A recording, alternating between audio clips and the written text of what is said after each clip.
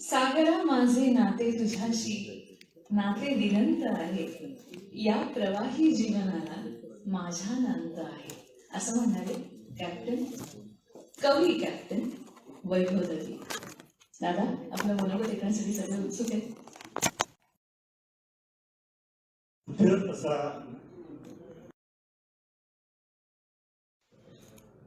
दिवस आहे माझ्यासाठी आणि समोर सगळी माझी जीवाभावाची कविता प्रेम कंटाळी मंडळी आहेत आणि माझी अशी थोडीशी अवस्था झाली आहे सर की अर्जुनाची कशी झाली असेल जेव्हा त्याने समोर त्याचे एवढे सगळे आप्तजन द्रोणाचार्य पाहिले असतील तशी काहीची अवस्था, कारण माझ्याही आयुष्यातले द्रोणाचार्य समोर आहेत. मर्चंट नेव्हीतले अनेक दिग्गज व्यक्तिमत्व इथे आहेत ज्यांच्याकडून शाळेमध्ये मराठी शिकलो, त्या आमच्या बाई इथे आलेल्या आहेत. चंदनीबाई, झोपबाई आमच्या शाळेच्या प्रिन्सिपल आणि ज्यांच्याकडून मी सायन्स शिकलो. तेव्हा माझे आई वडील समोर आहेत. कवितेच्या प्रांतातली खूप मोठी माणसं समोर आहेत. लाडे सर समोर आहेत, सतीश सोळांपूरकर सर समोर आहेत, आनंद माझा मित्र समोर आहे, महेश आहे, अप्पा ठाकूर समोर बसलेत, वैभव आहे, महेश शानगाव शानबाग माझा मित्र इथे आहे, श्रीरंग बसलाय. तेव्हा एवढ्या सगळ्या कलाकार लोकांपुढे विजयराज इथे बसलाय. विजयराज खूप मोठा चित्रकार. एवढ्या सगळ्या कलाकारांपुढे मी एक छोटा कवी काय बोलणार आज, पण आज जे बोलणार आहे ते कवितेतून सांगायचा प्रयत्न करेन. पण त्याआधी थोडस या पुस्तकाच्या प्रवासाविषयी. कविता तशी माझ्या घरामध्येच होती अगदी लहानपणापासून.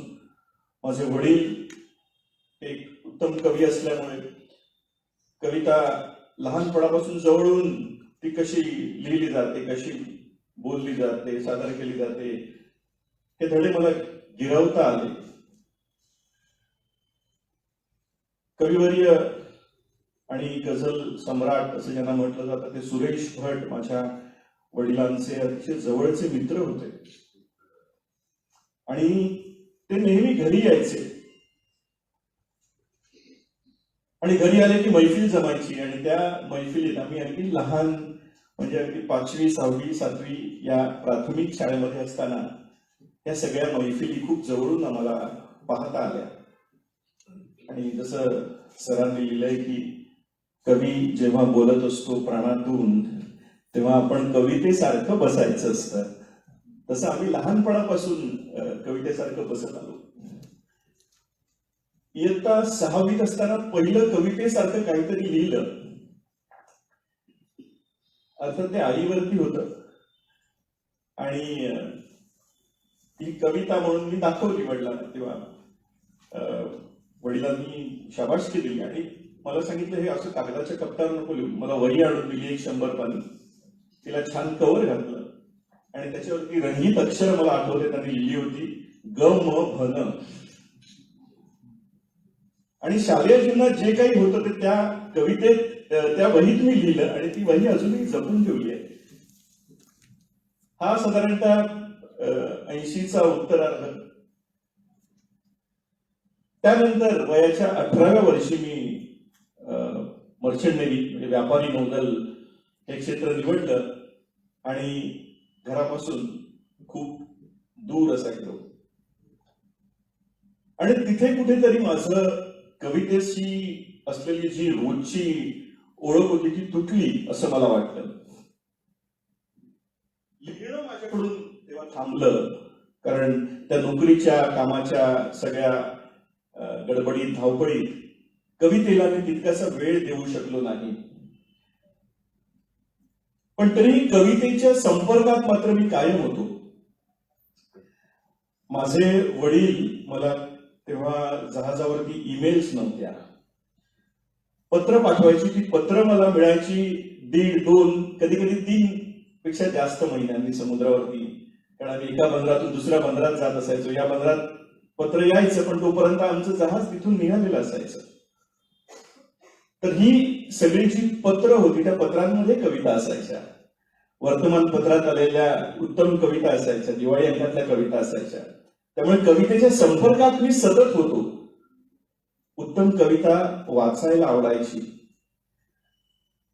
आणि माझ्या आयुष्यातला तो वयाच्या 18 वर्षापासून ते 20-22 वर्षापर्यंत जो काळ होता, हा सर्वात शारीरिक कष्टाच्या दृष्टीने सगळ्यात खडतर असा काळ मी मानतो, ज्याला आम्ही आमच्या प्रशिक्षणाचा काळ, कॅरियरशिपचा काळ म्हणतो मर्चंट नेव्हीमध्ये. आणि त्या काळामध्ये जेव्हा दिवसातनं 18 तास, 20 तास, कधी कधी 36 तास सुद्धा आम्ही सतत काम करायचो. माझ्या पहिल्या जहाजावरचे माझे पहिले प्रशिक्षक कॅप्टन दातार इथे समोर उपस्थित आहेत. दातार सर, त्यांच्या ट्रेनिंग खाली आम्ही सगळे मर्चंट नेव्ही मध्ये तयार झालो, आमच्या जबाबदाऱ्या पेलू लागलो. पण ते अतिशय कष्टाचे दिवस होते. त्या कष्टाच्या दिवसांमध्ये ही पत्र, त्या पत्रातल्या कविता, हे मनावरती फुंकर घालणारं असं एक, सुखावणारं मनाला अशी एक गोष्ट होती. त्यामुळे त्या कविता मी आवर्जून वाचायचो, वडिलांकडून मागवून घ्यायचो पत्रांमधनं. असा तो प्रवास माझा कवितेच्या संपर्काचा राहिला. पण हातून कविता लिहिली जात मात्र नव्हती. मला आठवतंय 30 डिसेंबर 2015 मंगेश पडगावकर आपल्यातून निघून गेले. आणि ती बातमी ऐकल्यावर थोडा वेळ मी पहिल्यांदा सुन्न झालो. आणि घरातली एखादी व्यक्ती आपल्या जावी, कारण त्यांची गाणी, त्यांच्या कविता अगदी लहानपणापासून ऐकत मोठा झालेलो. आणि त्या दिवशी जवळजवळ 20-1 वर्षांनी मी कविता पुन्हा लिहिली त्या दिवशी. आणि ती कविता अर्थात पाडगावकरांना समर्पित अशी ती कविता होती. या संग्रहामध्ये ती कविता आहे. मंगेश पडगावकरांच्या, त्यांची सगळी साहित्य संपदा, त्यांचे कविता संग्रह, कादंबऱ्या, सगळ्यांची नावं गुंफून अशी केलेली ती कविता होती. ती कविता कोकण मराठी साहित्य परिषदेच्या त्यांना श्रद्धांजली वाहण्याच्या कार्यक्रमात मी सादर केली होती. पण ती माझी पहिली कविता. आणि त्याच दिवशी आम्ही आमच्या रुईयाची मित्रमंडळी सगळे भेटणार होतो संध्याकाळी. आणि त्या आमच्या मित्रांच्या कोंडाळ्यात संध्याकाळच्या गॅदरिंगमध्ये ती मी कविता सादर केली होती. आणि ती खूप मित्रांना आवडली. आणि तिथे पहिल्यांदा जाणवलं की आपण हे पुन्हा सुरू करायला पाहिजे. त्याच आठवड्यामध्ये अरुण म्हात्रे सरांचा एक कार्यक्रम आमच्या कॉलेजमध्ये, म्हणजे रुईया कॉलेजमध्ये झाला होता. निर्जा, अरुण म्हात्रे आणि अशोक नायगावकर यांनी तो श्रद्धांजलीचा, मंगेश पडगावकरांच्या कार्यक्रमाचा, आणि रुईयाचं ऑडिटोरियम खच भरलेलं होतं. मुलं कॉरिडॉरमध्ये खाली बसली होती आणि शेवटी कॉरिडॉरमध्ये जागा नाही, ती स्टेजवरती पण मुलं बसली होती. असा तो कार्यक्रम, जबरदस्त रंगलेला कवितांचा कार्यक्रम मी अनुभवला. आणि तेव्हा मी अरुण म्हात्रे सरांच्या प्रेमात पडलो, त्यांचं कवितांचं सादरीकरण. त्याच दरम्यान माझ्या हातून एक कविता लिहिली गेली, गाणं कशात असतं. ही कविता मी आमच्या शाळेच्या ग्रुपवरती टाकली. आणि तिथून ती मृदुलाताई, ज्या आपल्या प्रकाशनामधल्या अतिशय एक उत्तुंग व्यक्तिमत्व, त्यांच्यापर्यंत पोहोचली. मृदुला जोशी, पॉप्युलर प्रकाशन मध्ये त्यांचं बरंच योगदान होतं. आणि त्यांनी ती कविता अरुण म्हात्रे सरांना पाठवली, गाणं कशात असतं. आणि अरुण म्हात्रे सरांनी जो काही त्यांना रिस्पॉन्स दिला, त्यांनी माझी ईमेल शोधून काढून मला ईमेल लिहिली होती. की 2015ची गोष्ट, की कॅप्टन दळवी, तुमची अमुक अमुक कविता मला मिळाली आणि ती खूप आवडली आणि तुमच्यासाठी प्रशंसोद्गार कवी अरुण म्हात्रे यांनी काढलेले आहेत आणि ते पण त्यांनी मला ईमेलने पाठवले होते. मला खूप आनंद झाला. कविता लिहिणं हे चालूच होतं. त्यानंतर जवळजवळ 6 महिन्यांनी आपल्या ठाण्यातल्या अत्रे कट्ट्यावरती पुन्हा अरुणजींचा कार्यक्रम होता एक गाण्याचा, आणि संध्याकाळी ऑफिसवरनं निघाल्यानंतर 7चा कार्यक्रम म्हणून मी कट्ट्यावरती जाऊन बसलो. म्हटलं कविता ऐकूया. तो कार्यक्रम इतका सुंदर रंगला, गाणी आणि कविता. कार्यक्रम संपल्यानंतर मी अरुणजींना जाऊन भेटलो आणि त्यांना म्हटलं की कार्यक्रम खूप चांगला झाला, मला आवडला कार्यक्रम. मी सांगायला गेलो आणि गर्दी बरूच कोंडाळं होतं त्यांच्या आजूबाजूला. मला त्यांनी विचारलं आपलं नाव काय. म्हटलं मी वैभव दळवी. त्यावेळी अरुणजी म्हणाले की गाणं कशात असतं ही तुमची कविता ना.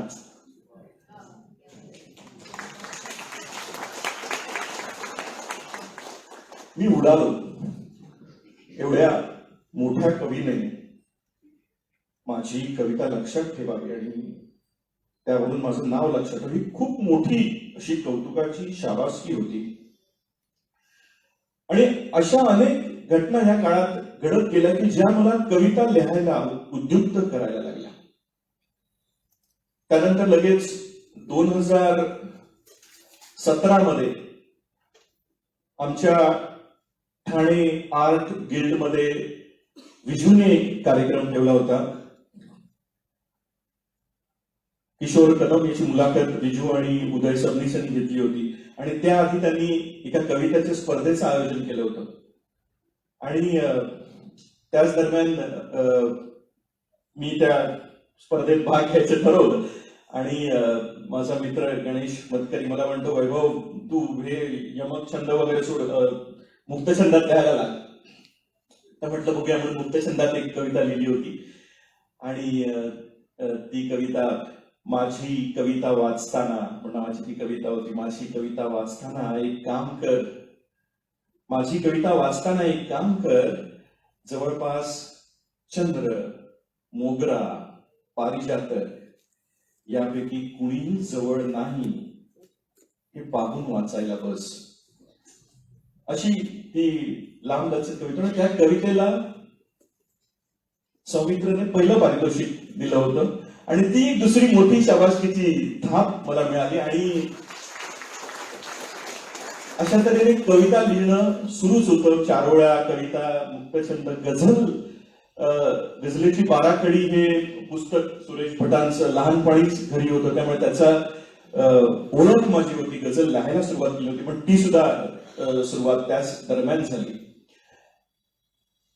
2018 मध्ये मात्र एक खूप प्रचंड मोठी अशी घटना घडली की मला कळू लागलं की माझी कविता लोकांना आवडते. ही कविता मी मराठीत लिहिली होती आणि world highest battle ground Siachen, तिथे जे सैनिक पहारा देत असतात त्या सैनिकांवरती ती लिहिलेली अशी कविता होती. आणि त्या कवितेचं हिंदी भाषांतर आमच्या ठाणे आर्ट गिल्डच्याच दीपिका रोडा यांनी केलं होतं आणि ते व्हॉट्सअपवरती व्हायरल झालं. आणि ती कविता भारताचे उपलष्कर प्रमुख लेफ्टनंट जनरल ए.के. भट्ट यांच्यापर्यंत पोहोचली. आणि ऑगस्ट, हे 15 ऑगस्टच्या जवळपासची घटना 2018. ऑगस्टच्या एक 27 तारखेला माझ्या घरी एक मोठं पार्सल इंडियन आर्मीचं एम्ब्लेम असलेलं आणि it was kind of a shock for me. म्हटलं इंडियन आर्मीकडनं आपल्याला पार्सल येते काय बघूया. तर आतमध्ये लेफ्टनंट जनरल अनिल भट्ट यांचं पत्र. He was director general of military operations then. आणि त्यांनी कवितेचं कौतुक केलेलं पत्र आज ते मी फ्रेम करून माझ्या घराच्या भिंतीवर लावलंय. मला वाटतं माझ्या कवितेला त्यापेक्षा मोठा पुरस्कार नाही.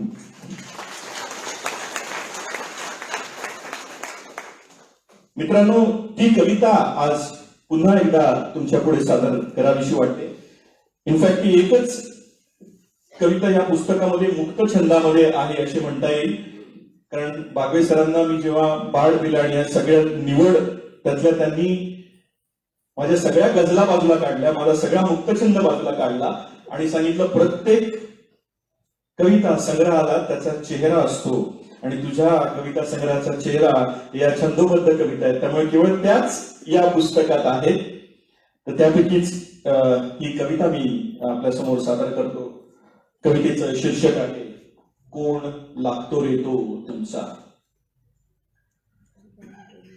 जेव्हा तुम्ही साखर झोप घेत असताना, जेव्हा तुम्ही साखर झोप घेत असताना मायेच्या किंवा प्रियेच्या उभेत जमल्यास वातानुकूलित शयन खोलीत गुबगुबीत गादीवर मंशार चादर ओढून चंगळवादी स्वप्न पाहात उद्याची शरीराचे अधिकाधिक चोचले पुरवायची, तेव्हा तेव्हा पहारा देत असतो एक सैनिक सीमेवर डोळ्याचं पातही न लवू देता. त्याच्या उद्याचाही भरवसा नसतो. सुख स्वप्न तर खूप दूर असतात. तेव्हा उभा असतो तो सीमेवर पाय रोवून कंबरभर बर्फात रक्त गोठवणाऱ्या थंडीत ऊब असते त्याला तेव्हा ती फक्त त्याच्या उरात अखंड धगधगणाऱ्या देशभक्तीच्या ज्वाळेची. बस कोण लागतो रे तो तुमचा. रक्ताचा भाऊ, जात भाऊ, प्रांत भाऊ, पक्ष भाऊ की धर्म भाऊ. तुमची होळी, रंगपंचमी, दहीहंडी, गणेशोत्सव, नवरोत्सव, दांडिया चालू असतो ना नेमानं वर्षभर इथं, तेव्हा तोही साजरे करतो बरं काही सण तिथं. होळी असते, होळी असते वैयक्तिक इच्छा आकांक्षांची, त्याच्या कौटुंबिक सौख्याची. रंगपंचमी खेळतो ना तो लाल लाल सळसळत्या रक्तानं, हंडी फुटते तिथेही कुणाच्या तरी आयुष्याची. 18,000 फुटी सियाचेनच्या बर्फाळ थरावर एखाद्या बोचऱ्या हिमवादळाच्या काळ रात्री दांडिया रंगतो त्याचाही. तसाच बेभान तुमच्यापेक्षाही धमाल, पण नाचत असतो तो मृत्यू सोबत थैमान घालणारा नंगा नाच. कोण लागतो रे तो तुमचा. दसरा, दिवाळी, ईद, ख्रिसमस, ओणम, लोळी, पपेटी असे मोठमोठे सणवार उत्सव सालाबाद प्रमाणे एकामागोमाग एक बिनबोभाट आनंदात साजरे होत असतात ना जेव्हा या देशात. लग्न, मुंजी, तुमची बारशी अशी सगळी मंगल कार्य उत्साहात विनासायास पार पडत असतात ना जेव्हा इथं, तेव्हा त्याचं लग्न लागलेलं असतं AK-47 रायफलशी. तिच्याच गोळीबारात उणे 47 तापमानात मॉर्टरच्या तोफगोळ्यांनी साजरी होत असते सीमेवर, ज्याची बारमाही हिवाळ्यातली दिवाळी पहाट. तो कोण लागतो रे तो तुमचा. जात भाऊ, धर्म भाऊ, पंथ भाऊ की पक्ष भाऊ. पाठवताना तेव्हा तुम्ही एकमेकांना भेटवस्तू, मिठाईचे डबे, पेट्या रंगी बेरंगी सोनेरी चंदेरी कागदाच्या वेष्टनात लपेटून तसेच पाठवतो तोही सीमेवरून. देशासाठी, देशातल्या गावांसाठी आणि गावात रमलेल्या तुमच्या आमच्या सारख्या माणसांसाठी. त्याहून खूप सुंदर पेटारे तिरंग्यात लपेटलेले. कधी सोबत्यांना, मित्रांना, तर कधी स्वतःलाच त्यात भरून पाठवतो तो. कोण लागतो रे तो तुमचा. छे, कुणीतरी तुका रे तो तुमचा.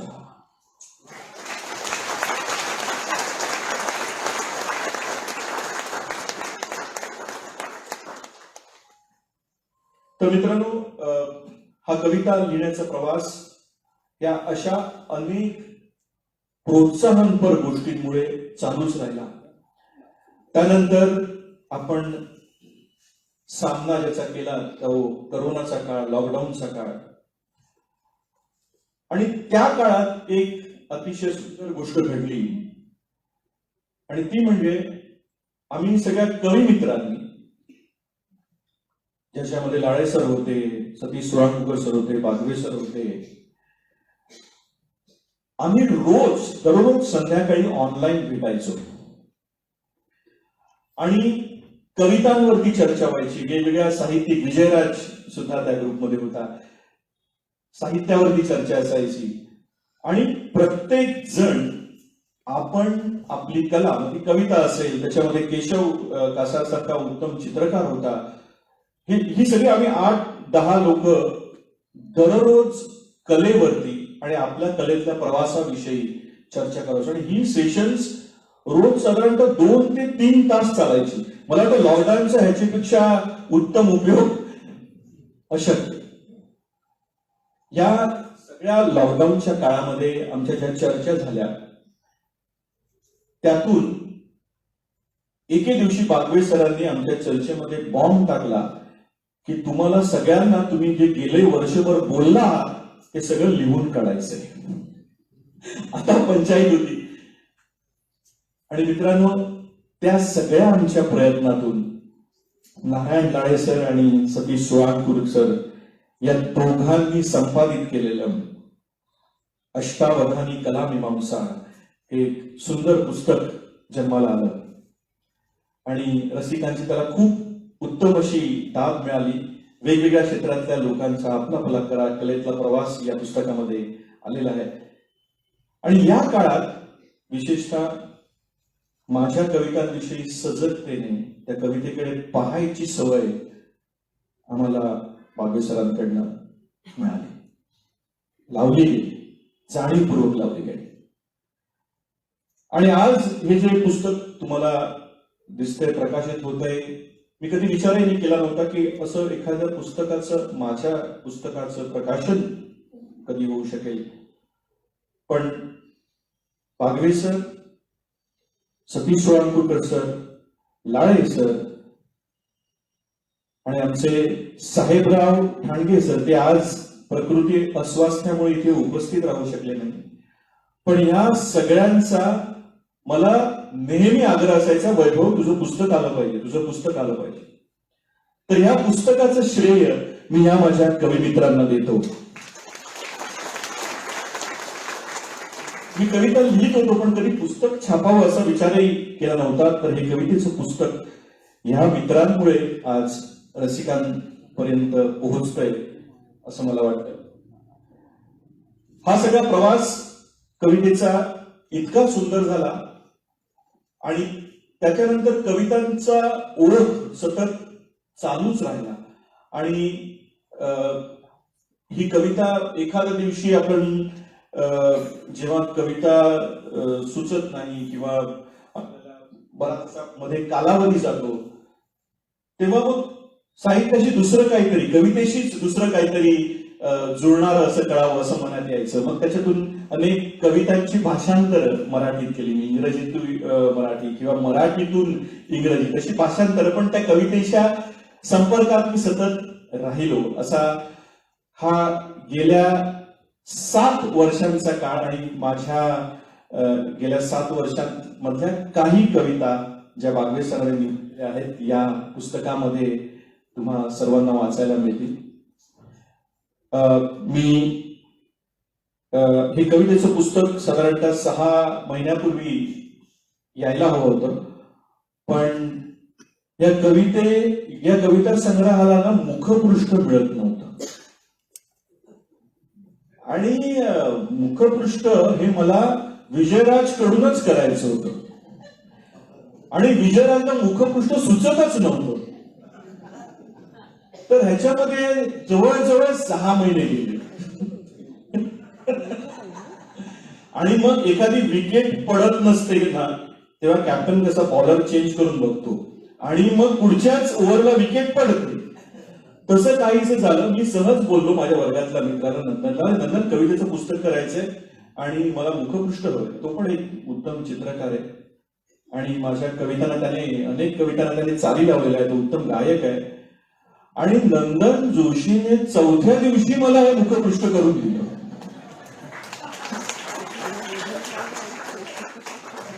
अर्थात यावर जे मोरपीस आहे ना हे वरच्या कोपऱ्यात होतं, ते मोरपीस बोटीवर लावलं ते मात्र अशोक बागवे सरांनी. तर पण मला विजयराज कडून मुखपृष्ठ करून घ्यायचंच आहे आणि त्यासाठी मी दुसरा कविता संग्रह काढणार आहे.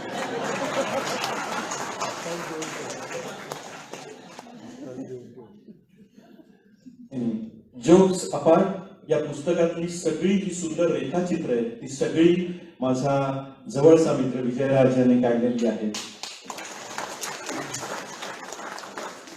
आणि अशोकजी, मी कौतुकला खूप त्रास दिलाय. मला हे असंच पाहिजे, हे मला तसंच पाहिजे, याची शेड अशीच पाहिजे. आणि माझ्यात हे मी कवितेतले शब्दही नंतर बदलले. त्यामुळे कौतुक तुझं, खूप कौतुक. खूप पेशन्सने तू काम केलंस या पुस्तकावरती. आणि मला समाधान वाटेल असं पुस्तक केलं त्याबद्दल मी प्रकाशकांचे सुद्धा पुन्हा एकदा आभार मानतो. आणि अर्थात तुम्ही सारेजण इथे आज या सोहळ्याला उपस्थित आहात. वाचे बरवे कवित्व, कवित्वी बरवे रसिकत्व, रसिकत्वी परतत्व, स्पर्शू जैसे. हे ज्ञानेश्वर माऊलीने म्हटलंय. रसिक एवढा मोठा परमेश्वराच्या ठिकाणी असतो तेव्हा तुम्हाला सगळ्यांना मी नतमस्तक होऊन अभिवादन करतो. आणि एवढंच म्हणतो, या सगळ्या लोकांची साथ मला गेल्या 6-7 वर्षामध्ये लाभली. त्या सर्वांसाठी 2 ओळी. मी असा होतो कधी ना, मी असा झालो जरी. मी असा होतो कधी ना, मी असा झालो जरी. ती तयांची मेहरबानी, पुण्य ना माझे, पुण्य ना माझे.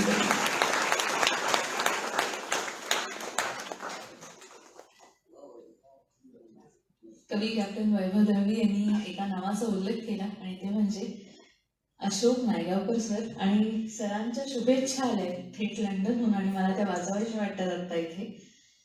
कॅप्टन, खूप खूप शुभकामना. आम्ही आता क्रोएशिया झाग्रेबला निघालोय. 29ला परतणार. तुम्ही त्याच्याही पल्याड विश्वरूप दर्शनाचे आज मान करी. तो लबाड तुमच्या हाती लागलाय. ही गीतांची वल्ली महासागरात निरंतर वल्हवत राहा. पुशी म्हणतात, तो बाळकृष्णबाई, तो असेच करतो काही, असं म्हणून गेले. गीतांची हंडी दशदिशात फुटो. तुमचा अशोक नायगावकर, थेट लंडनवर. तर अशा उत्तम शुभकामना, उत्तम विचार, सुंदर कविता आणि श्रीराम नरसुळेंची उत्तम जी संगीतबद्ध केले त्यांनी ते गाणं, अशा सगळ्या वातावरणात आपण आता पुस्तकाचं प्रकाशन करणार आहोत. मी सगळ्या मान्यवरांना विनंती करते, कृपया